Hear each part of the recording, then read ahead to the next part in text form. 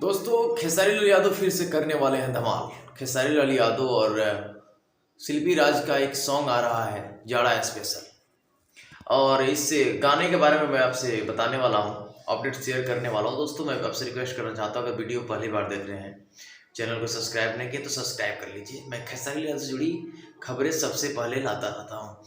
दोस्तों इस गाने को लिखे हैं कृष्णा बेदर्दी जी, जो कि 8 साल बाद लिखे हैं इस गाने को, और जो कि कमाल का गाना होने वाला।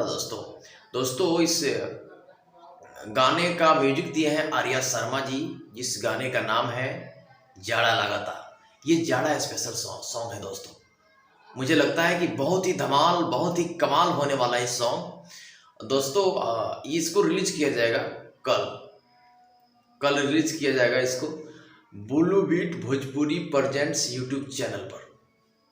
दोस्तों कल यानी कि 30 दिसंबर को आप लोग कितना उत्साहित हैं इस सॉन्ग को देखने के लिए, आप कमेंट लिख करके बताइए।